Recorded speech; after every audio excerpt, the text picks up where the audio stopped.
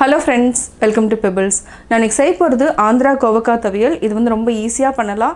First வந்து நம்ம கோவக்காயை நல்லா ஃப்ரை பண்ணிட்டு அதுக்கு அப்புறம் பூண்டு, வரமிளகாய், வெங்காயம் இதெல்லாம் வதக்கிட்டு நம்ம அரைச்சு செய்ய போறோம். இந்த துவையல் வந்து சாதத்துக்கும் சப்பாத்திக்கும் ரொம்ப நல்லா இருக்கும்.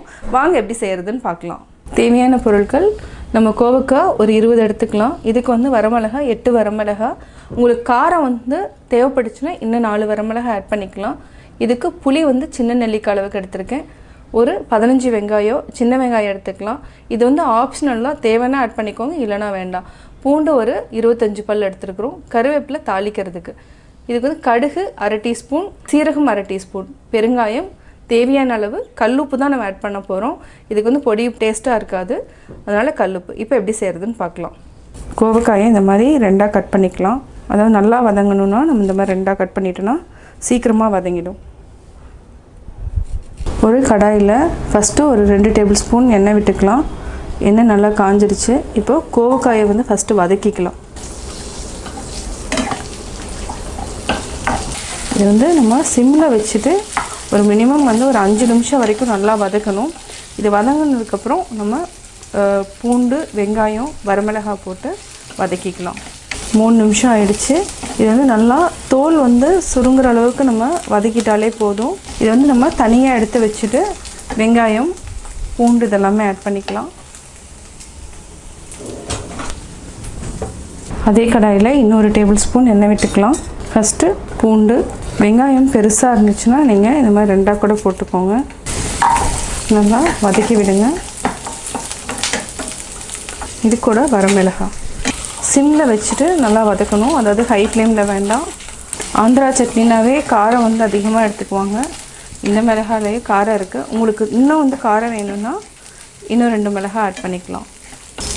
இது நல்லா 2 நிமிஷம் வரைக்கும் நல்லா ஃப்ரை பண்ணிக்கலாம். நம்ம நல்லா வதக்கிட்டோம். இப்போ வந்து புளி வந்து இந்த அளவுக்கு நம்ம ஆட் பண்ணணும். இது ஆட் பண்ணிக்கலாம். ஆல்ரெடி வதக்கி வச்சுருக்கிற கோவக்காயும் ஆட் பண்ணிக்கலாம்.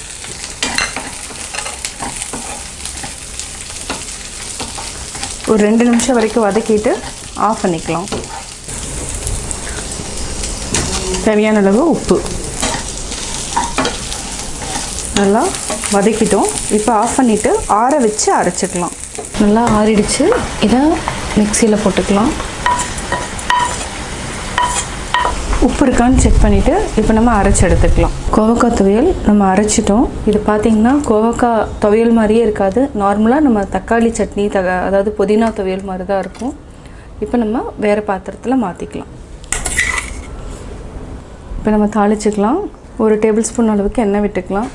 இதுக்கு கடுகு, சீரகம், கருவேப்பிலை, பெருங்காயம்.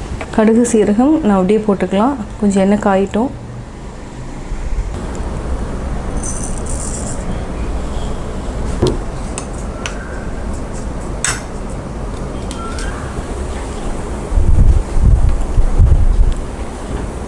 கடுகு, சீரகம் நல்லா பொரிய ஆரம்பிச்சிருச்சு. கருவேப்பிலை போட்டுக்கலாம். இது கூட பெருங்காயம் நல்லா மிக்ஸ் பண்ணி விடுங்க. இப்போ நம்ம ஆட் பண்ணிக்கலாம்.